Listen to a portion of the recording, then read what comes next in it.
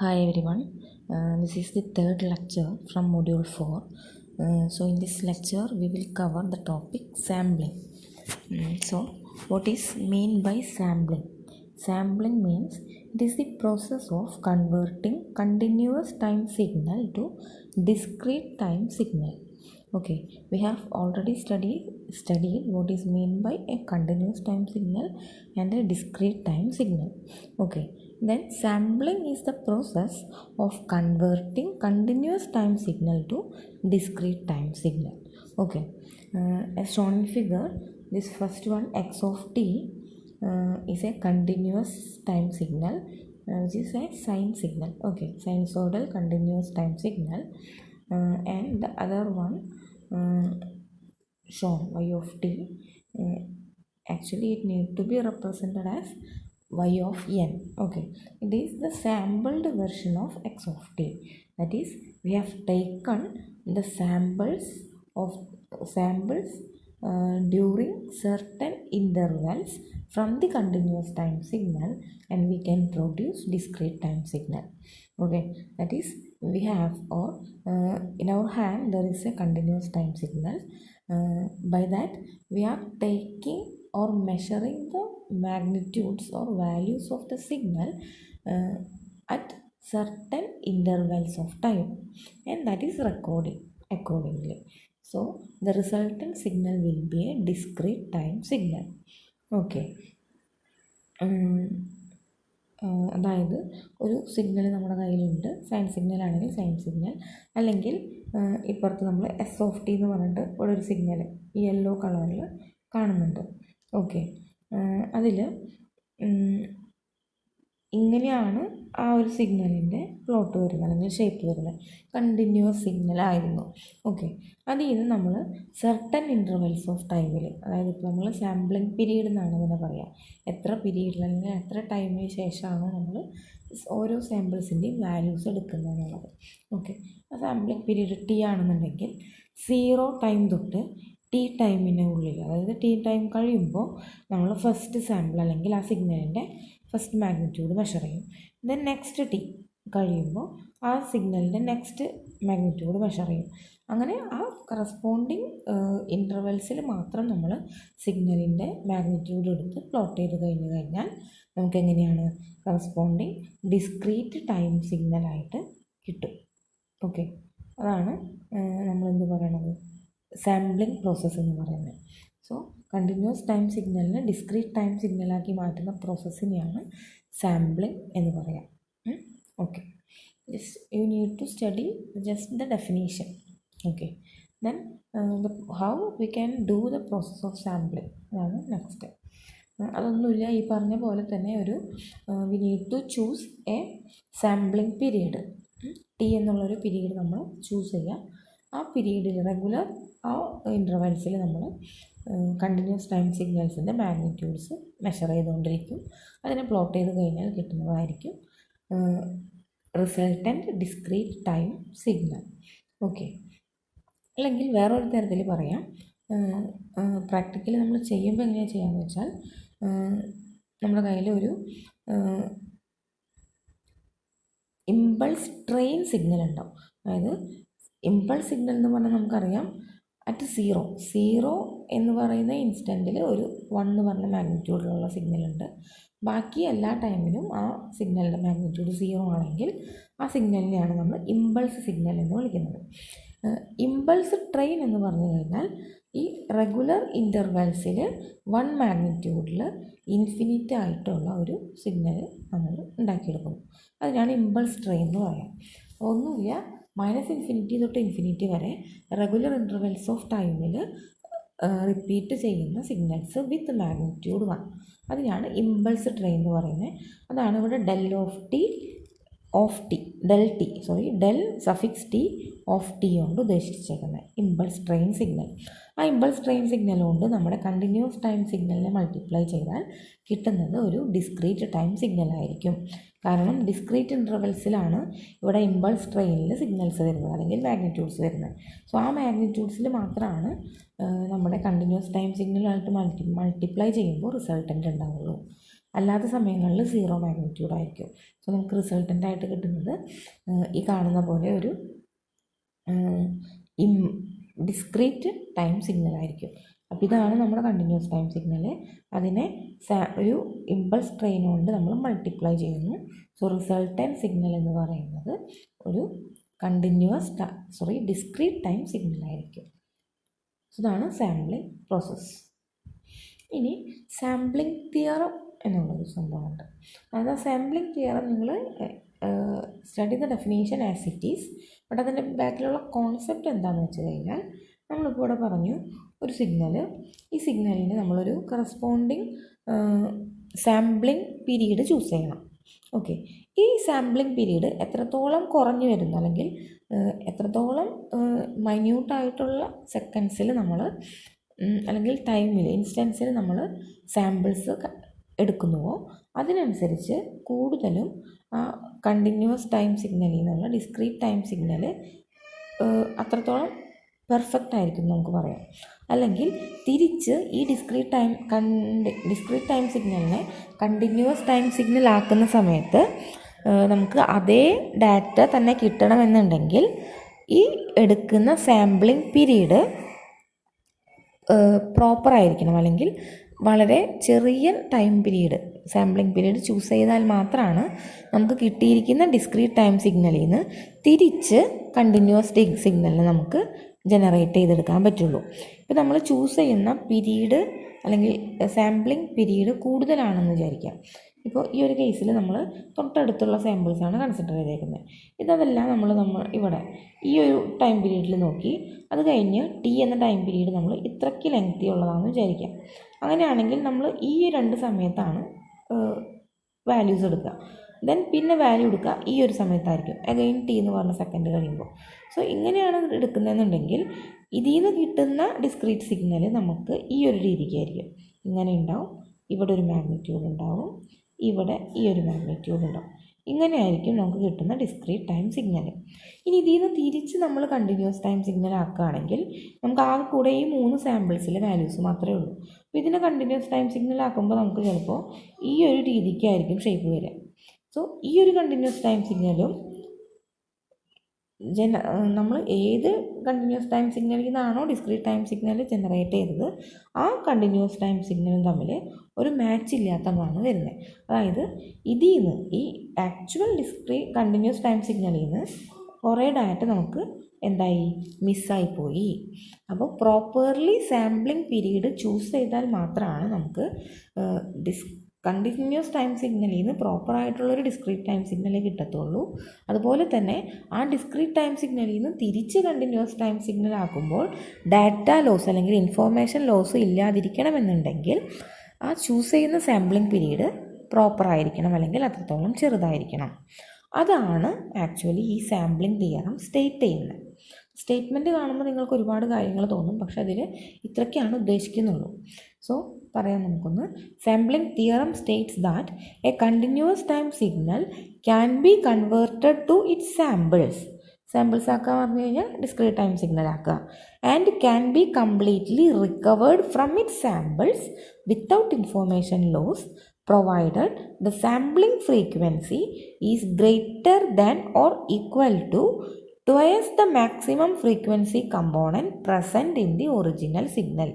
അതായത് നമ്മുടെ കയ്യിലുള്ള കണ്ടിന്യൂസ് ടൈം സിഗ്നലിൽ പ്രസൻ്റ് ആയിട്ടുള്ള മാക്സിമം ഫ്രീക്വൻസി കമ്പോണൻറ്റ് എത്രയാണോ അതിൻ്റെ ട്വയസ് ഫ്രീക്വൻസി ആയിരിക്കണം, അല്ലെങ്കിൽ അതിനേക്കാളും കൂടുതലുണ്ടായിരിക്കണം നമ്മൾ ചൂസ് ചെയ്യുന്ന സാമ്പിളിംഗ് ഫ്രീക്വൻസി. എന്തിനു വേണ്ടിയിട്ട്? ഈ ഡിസ്ക്രീറ്റ് സിഗ്നലിനെ കണ്ടിന്യൂസ് ആയ സിഗ്നലിനെ ഡിസ്ക്രീറ്റ് ആക്കാനും അതുപോലെ തന്നെ ഡിസ്ക്രീറ്റിനെ തിരിച്ച് കണ്ടിന്യൂസ് ആക്കുമ്പോൾ ഇൻഫോർമേഷൻ അപ്പോൾ നമ്മുടെ കയ്യിലുള്ള കണ്ടിന്യൂസ് ടൈം സിഗ്നലിനെ ഡിസ്ക്രീറ്റ് സിഗ്നലാക്കാനും ഈ ഡിസ്ക്രീറ്റ് സിഗ്നലിനെ തിരിച്ച് കണ്ടിന്യൂസ് സിഗ്നലാക്കുമ്പോൾ ഇൻഫോർമേഷൻ ലോസസ് ഇല്ലാതിരിക്കാനും നമ്മൾ പ്രോപ്പറായിട്ടുള്ളൊരു സാമ്പിളിംഗ് ഫ്രീക്വൻസി ചൂസ് ചെയ്യണം. ആ ചൂസ് ചെയ്യുന്ന സാമ്പിളിംഗ് ഫ്രീക്വൻസി എങ്ങനെയായിരിക്കണം? ആ ഒറിജിനൽ കണ്ടിന്യൂസ് ടൈം സിഗ്നലിൽ പ്രസൻ്റ് ആയിട്ടുള്ള മാക്സിമം ഫ്രീക്വൻസി കമ്പോണൻറ്റിൻ്റെ ട്വൈസ് ഫ്രീക്വൻസി എങ്കിലും മിനിമം സാമ്പിളിംഗ് ഫ്രീക്വൻസിക്ക് ഉണ്ടാവണം. അതിനേക്കാളും കൂടിയാലും കുഴപ്പമില്ല. അതാണ് ആ ഒരു ഇക്വേഷനായിട്ട് ഇവിടെ റെപ്രസെൻ്റ് ചെയ്തേക്കുന്നത്. അത് തന്നെയാണ് the sampling frequency should be greater than or equal to twice the maximum frequency component present in the signal, that is FM. FM ആണ് maximum frequency component of the original signal എന്ന് പറയുന്നത്. അതിൻ്റെ twice frequency എങ്കിലും minimum ഉണ്ടാവണം sampling frequency. Sampling ഫ്രീക്വൻസിനെയാണ് FS എന്ന് ഉദ്ദേശിച്ചേക്കുന്നത്.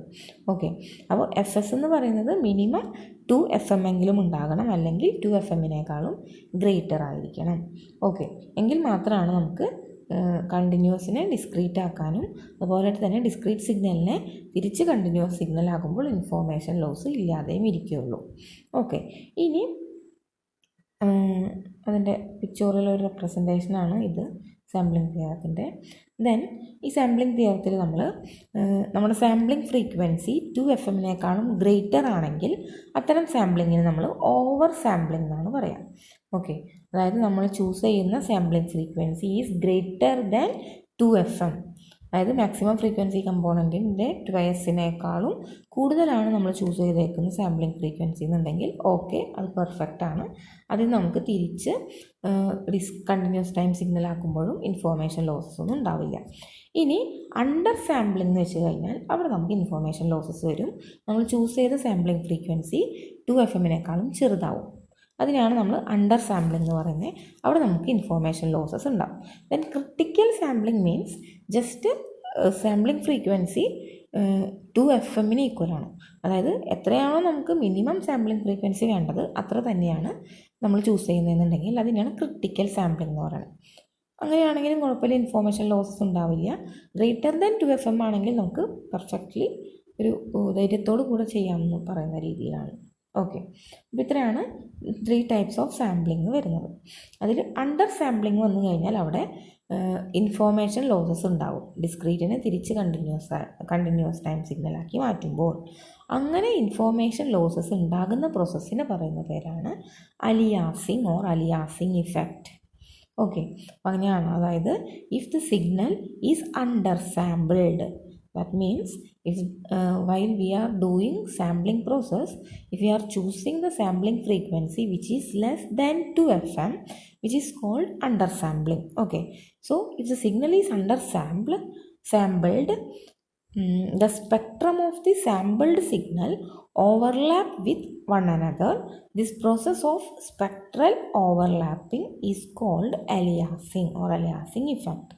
Due to aliasing, the original signal cannot be recovered from its samples or cannot be recovered from the discrete time signal without information loss. Information loss ഇല്ലാതെ തിരിച്ച് നമ്മൾക്ക് original signal ഉണ്ടാക്കിയെടുക്കാൻ പറ്റില്ല aliasing effect happen ചെയ്ത് കഴിഞ്ഞാൽ. അതുകൊണ്ടാണ് നമ്മൾ FS എപ്പോഴും 2 FM-എങ്കിലും മിനിമം ഉണ്ടാകണമെന്ന് പറയുന്നത്. ഓക്കെ, അപ്പോൾ അലിയാസിങ് ഇഫക്റ്റ് ചോദിക്കാറുള്ളതാണ്. എന്താണ് അലിയാസിങ് ഇഫക്റ്റ്? അപ്പോൾ അലിയാസിങ് ഇഫക്റ്റ് എന്ന് പറഞ്ഞു കഴിഞ്ഞാൽ അണ്ടർ സാമ്പിൾഡ് ആണ് എന്നുണ്ടെങ്കിൽ, സിഗ്നൽ അണ്ടർ സാമ്പിൾഡ് ആണ് എന്നുണ്ടെങ്കിൽ while recovering the original signal from the samples, there will be some information losses. This is called aliasing effect. Or again, ഈ ഫസ്റ്റ് സെൻറ്റൻസും കൂടെ പറയാം. If the signal is undersampled, the spectrum of the sampled signal overlap with one another. അങ്ങനെ overlapping വരുന്നത് കൊണ്ടാണ് നമുക്ക് original സിഗ്നലിനെ recovery ചെയ്തെടുക്കാൻ പറ്റാത്തത്.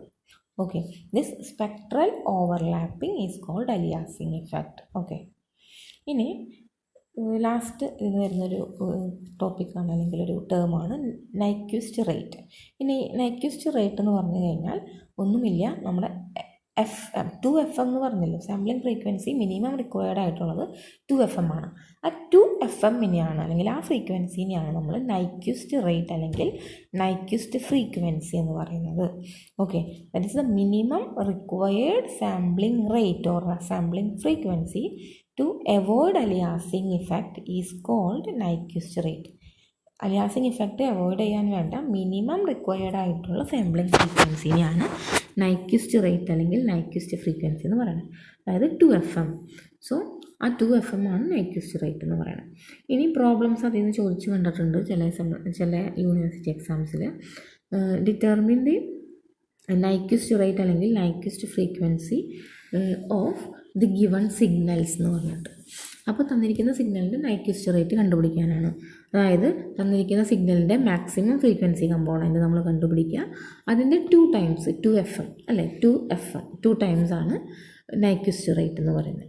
സോ ഇവിടെ first question x of t equals 10 sin 100πt എന്നാണ്. സൈനസോഡൽ സിഗ്നലാണ്. അങ്ങനെയാകുമ്പോൾ നമുക്കറിയാം സൈനസോഡൽ സിഗ്നൽസ് സാധാരണ VM sin ωt എന്നാണ് നമ്മൾ റെപ്രസെൻ്റ് ചെയ്യുക. അപ്പോൾ ഇവിടെ ഒമേഗയ്ക്ക് പകരം ഫസ്റ്റ് ക്വസ്റ്റ്യനിൽ 100π എന്നാണ് കിടക്കുന്നത്. ωt എന്ന സ്ഥാനത്ത് 100πt എന്നാണ്. അപ്പോൾ ടി കഴിഞ്ഞാൽ ബാക്കിയുള്ളത് ഒമേഗ ആയിരിക്കണം. സോ 100π എന്ന് പറയുന്നത് ഒമേഗയുടെ വാല്യൂ ആണ്. സോ അതിൽ നിന്ന് നമുക്ക് ഈ സിഗ്നലിൽ പ്രസൻ്റ് ആയിട്ടുള്ള അല്ലെങ്കിൽ ആ ഒരു സിഗ്നലിൻ്റെ ഫ്രീക്വൻസി കണ്ടുപിടിക്കാനായിട്ട് പറ്റും. ഒമേഗ എന്ന് പറഞ്ഞാൽ 2πf ആണ്. സോ 2πf ഈക്വൽസ് 100π കൊടുത്തു കഴിഞ്ഞാൽ f ഈക്വൽസ് 50 Hz എന്ന് കിട്ടും. സോ ഈ സിഗ്നലിൽ പ്രസൻ്റ് ആയിട്ടുള്ള ഫ്രീക്വൻസി കമ്പോണൻ്റ് എന്ന് പറയുന്നത് 50 ആണ്, അല്ലെങ്കിൽ 50 Hz ആണ് ഈ തന്നിരിക്കുന്ന സിഗ്നലിൻ്റെ ഫ്രീക്വൻസി. അങ്ങനെയാണെങ്കിൽ നമ്മൾ ചൂസ് ചെയ്യേണ്ട സാമ്പിളിംഗ് ഫ്രീക്വൻസി എത്രയായിരിക്കണം? മിനിമം 2FM ആയിരിക്കണം. അതായത് 2 times of 50 Hz ആയിരിക്കണം. That is 100. സോ ആ 100നെയാണ് നമ്മൾ നൈക്വിസ്റ്റ് റേറ്റ് എന്ന് പറയുന്നത്. ഓക്കെ. ദെൻ അതുപോലെ തന്നെ സെക്കൻഡ് ക്വസ്റ്റ്യൻ്റെ പ്രത്യേകത ഇതാണ്. അത് ഒന്നിലധികം സൈനസോഡൽ സിഗ്നൽസിൻ്റെ സമ്മായിട്ടാണ് റെപ്രസെൻ്റ് ചെയ്തിരിക്കുന്നത്.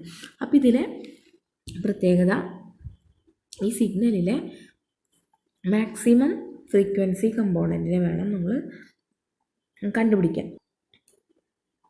അപ്പോൾ ഇവിടെ 3 സൈനസോഡൽ സിഗ്നൽസ് ഉണ്ട്. Sine 100πt, cos 200πt, sine 300πt. അപ്പോൾ ഇതിൽ 3 സൈനസോഡൽ സിഗ്നൽസിൻ്റെ സമ്മായിട്ടാണ് റെപ്രസെൻ്റ് ചെയ്തിരിക്കുന്നത്.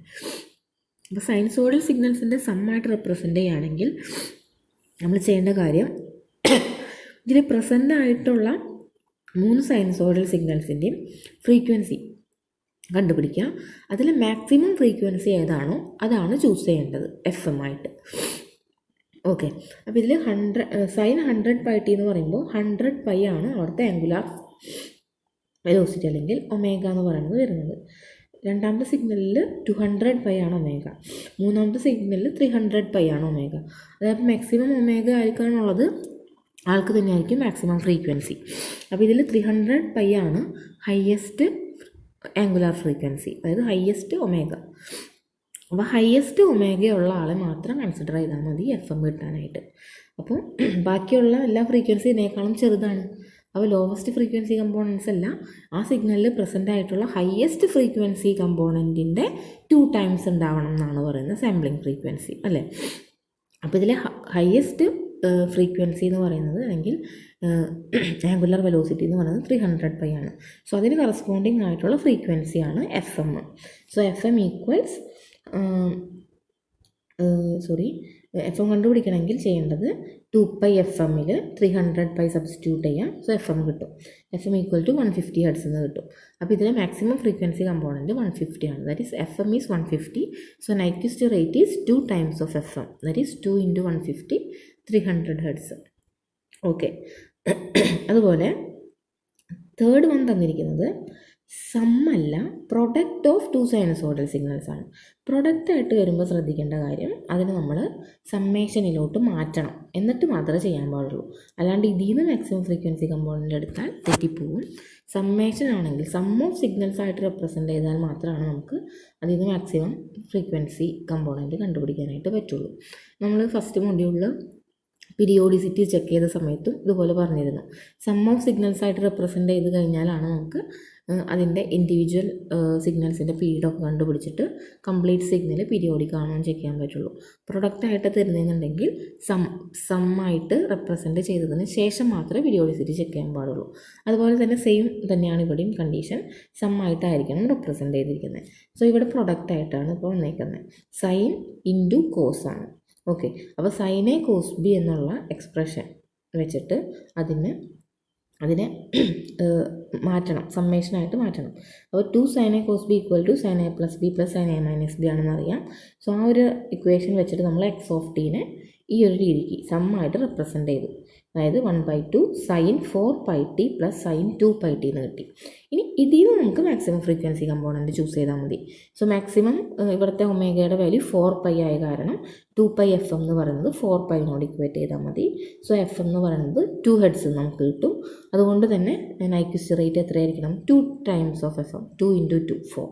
സോ 4 ഹെഡ്സ് ആണ് ഇവിടെ നൈക്വിസ്റ്റ് റേറ്റ് വരുന്നത്. സോ ഇത്രയാണ് സാമ്പിളിംഗ് എന്നുള്ളൊരു ഏരിയയിൽ നിന്ന് പറയാനുള്ള കാര്യങ്ങൾ. സോ സാമ്പിളിങ്ങിൻ്റെ ഡെഫിനേഷൻ പഠിക്കുക, സാമ്പിളിംഗ് തിയറം, അലിയാസിങ് ഇഫക്റ്റ്, ഈ 3 കാര്യങ്ങളാണ് ഇതിൽ നിന്ന് തിയറി ആയിട്ട് മെയിനായിട്ട് പഠിക്കാനുള്ള. Then what is Nyquist rate, then Nyquist rate വെച്ചിട്ടുള്ള പ്രോബ്ലംസ്. ഓക്കെ, ഇത്ര കാര്യങ്ങളാണ് നമ്മൾ ഈ ഒരു വീഡിയോയിൽ കവർ ചെയ്തത്.